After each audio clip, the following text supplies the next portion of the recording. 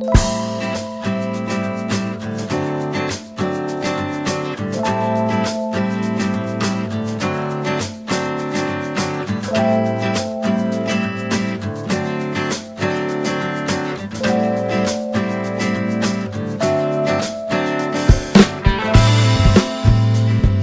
years ago, the Japan division of Timex watches teamed up with Red Wing shoes and collaborated to release a watch from their Waterbury collection.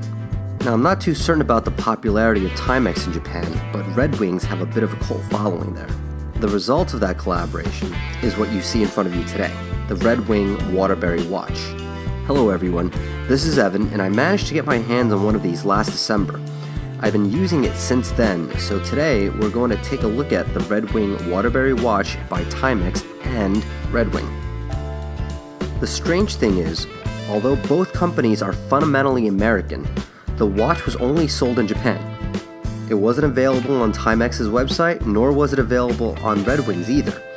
In fact, most Americans didn't even know about its existence.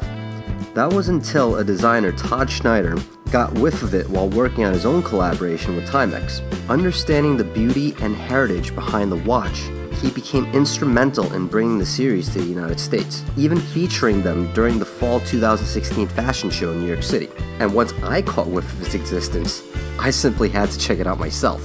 So let me get a few of the details out of the way first. This line comes in 3 sizes and function. There's a 38mm, 40mm, and 42mm chronograph, and their respective prices. The price will also vary depending on the site you go to buy them. And clothing so far seems to be the most affordable right now, while Todd Schneider has the most variety.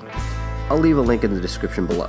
The other details include a quartz movement, stainless steel casing, ionized glass display, 30 to 50mm water resistance, depending on the model you get, and Indiglo backlighting. So when I found out about this watch, I was expecting a pretty hefty price tag to go with it. After all, Red Wing boots easily exceed $200, even at a discount, so the watch should reflect that price also, right? Nope, it does not. It's actually priced very reasonably, which got me more excited about it. The problem was the supply was very limited, so it was difficult to get. Availability is much better today. Okay, so now that we got the details out of the way, how does it look and feel? I must admit, the watch looks pretty cool. The shiny stainless steel case, curved ionized glass, and the classic Red Wing leather, it has this rugged, sophisticated look. The black face and that slight touch of orange on the second hands is really cool. It's also got this slight detailing where this part of the casing is brushed stainless steel, while this part over here is polished stainless steel. It's subtle, but it really gives this watch a bit of character. Now the band is what all the fuss is about. It's made from Red Wing's proprietary leather from their SB foot tanning company. It's in the classic rough and tough color that matches their 9111 classic round 6-inch boot. And just to make sure you know it's Red Wing leather, the watch comes with this extra little ornamental patch with a matching tramp stamp on the inside of the band. The design of the watch is really its biggest asset, and the thing that makes it worth buying. It's designed in such a way where I can dress these up or I can dress them down. I can wear it with a shirt and tie or jeans and t-shirts. It's a good looking watch and it's very versatile. It's also pretty light. It comes in at 62.77 grams on the scale.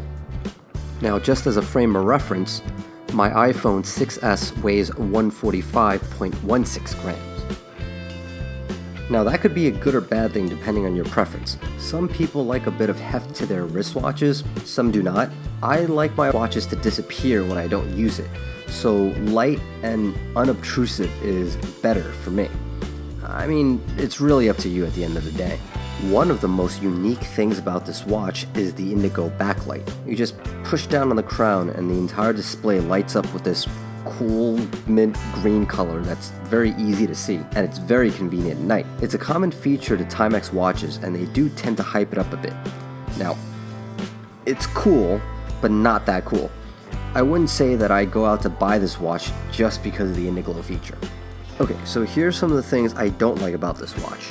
The polished sides of the stainless steel case, and also the buckle, is prone to scratches, especially since you have to rest the watch on its side. So with regular usage and, given time, this watch is not going to look the same as it is, and it's gonna scratch. Another part that's prone to scratching is the lens. The mineral glass lens is curved and it sticks out from the case. Now, it looks nice, but here's a problem. The display will be the first to come in contact with anything.